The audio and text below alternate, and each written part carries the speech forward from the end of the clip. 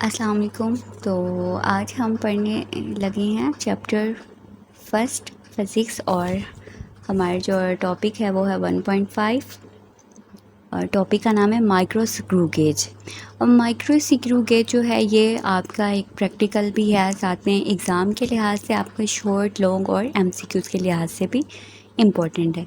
अब कौन कौन सी चीज़ें इसमें इम्पॉर्टेंट हैं और लॉन्ग में शॉर्ट में लिखने वाली हैं वो हमने नोट्स बनाए हैं, तो आपको नोट से समझाएंगे। इंशाल्लाह आपका सारा टॉपिक क्लियर हो जाएगा। माइक्रोमीटर स्क्रू गेज होता क्या है? ठीक है, it is an instrument to measure very small lengths such as diameter of wire और थिकनेस ऑफ मेटल शीट।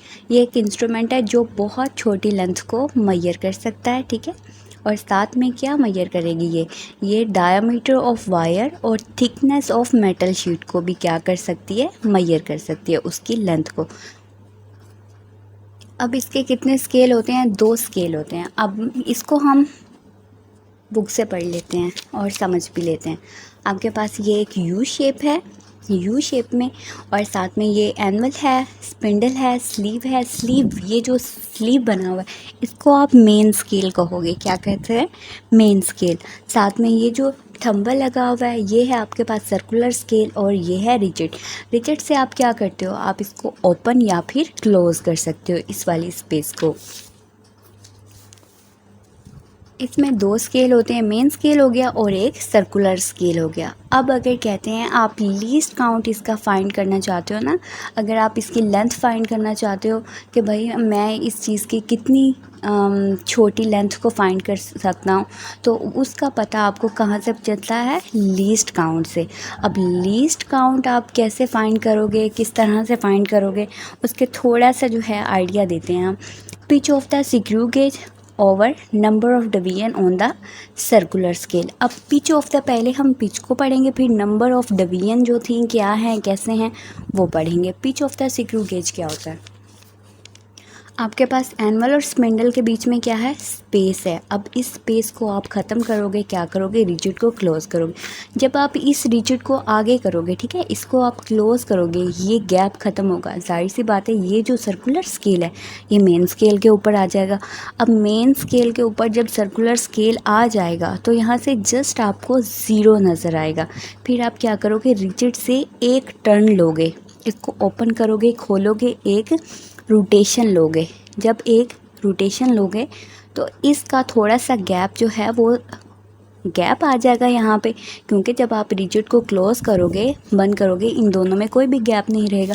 लेकिन जब आप एक टर्न लोगे तो एक थोड़ी सी यहाँ पे गैप आएगी और 0 से थोड़ा सा आगे हो जाएगा। क्या हो जाएगा? सर्कुलर स्केल 0 से थोड़ा सा आगे हो जाएगा। अब कितना आगे होगा? वो होगा 0.5। 0.5 होगा, मतलब 1 और 0 के बीच में गैप नज़र आएगा आपको। आपको जाहिर सी बातें पता होगा कि 0 और 1 के बीच क्या होता है? 0.5। अब जब सेकंड टर्न लोगे फिर क्या हो जाएगा? 1 आ जाएगा।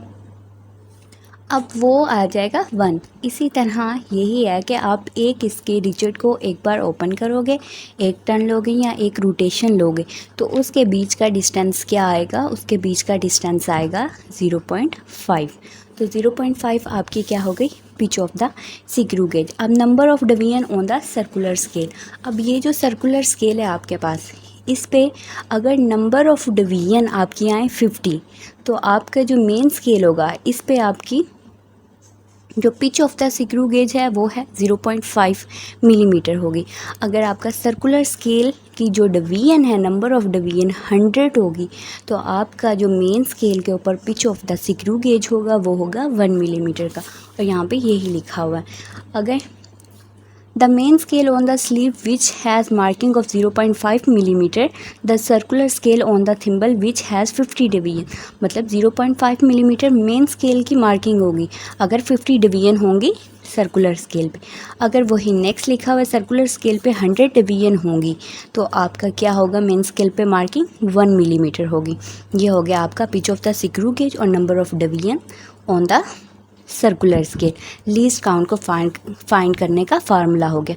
अब नेक्स्ट क्या है? आप करोगे कि भाई मैंने तो 50 डिवीजन वाला सर्कुलर ये स्क्रू गेज लिया, 50 डिवीजन है इसकी, 0.5 क्या है इसकी पिच और नंबर ऑफ़ डिवीजन 50, क्या आ जाएगा 0.01 मिलीमीटर।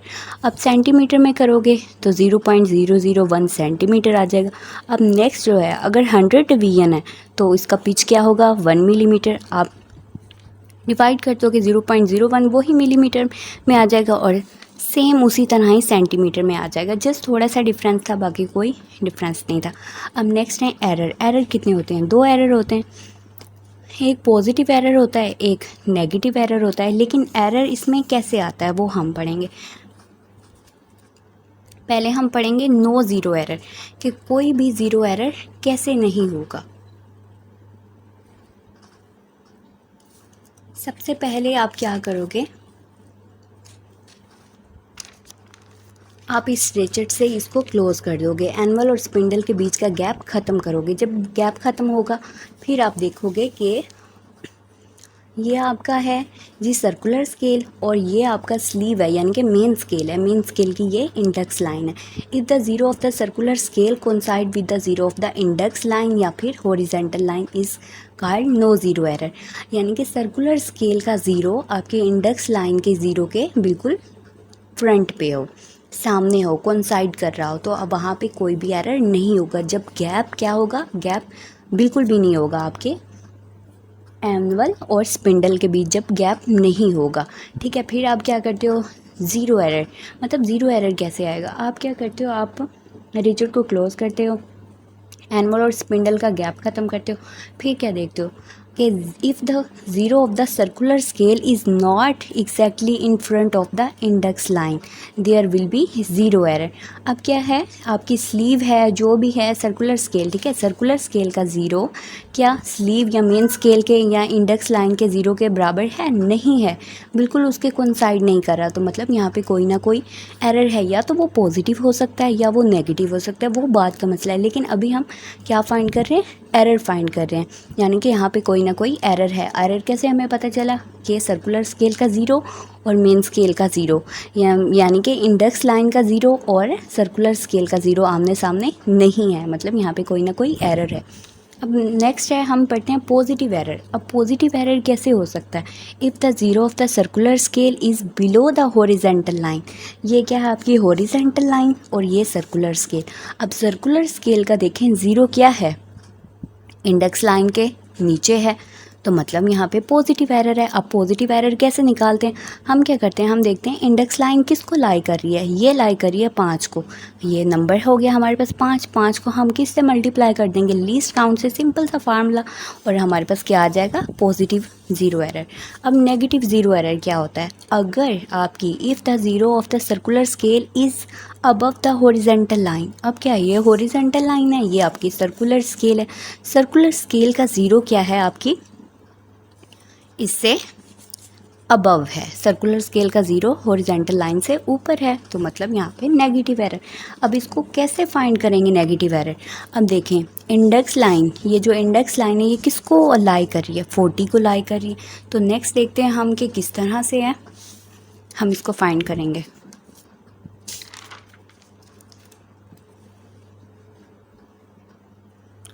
नंबर क्या था हमारे पास 40, नंबर ऑफ डिवीजन जो सर्कुलर स्केल पे आपने लगाई थी वो कितनी थी 50, 50 में से आपने 40 को माइनस किया, कितना आ जाएगा 10, 10 को आप लीस्ट काउंट से मल्टीप्लाई कर दो, 10 को आपने लीस्ट काउंट के साथ क्या कर दिया, मल्टीप्लाई, यहाँ पे मल्टीप्लाई आ गया, तो लीस्ट काउंट 10 मल्टीप्लाई 0.01 मिलीमीटर, क्या आ जाएगा आंसर आपका 0.1 मिलीमीटर। बस।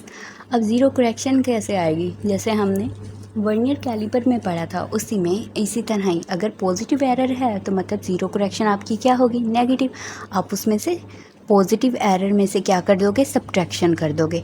अगर आपका एरर क्या है, नेगेटिव है, तो ज़ीरो करेक्शन करने के लिए आप उसमें क्या कर दोगे, एडिशन कर लोगे। बस इतना ही है। तो हमारे चैनल को सब्सक्राइब करें और वीडियो को लाइक करें और अपना बहुत सारा ख्याल रखें। अल्लाह हाफिज़, मिलते हैं कल वाली वीडियो में।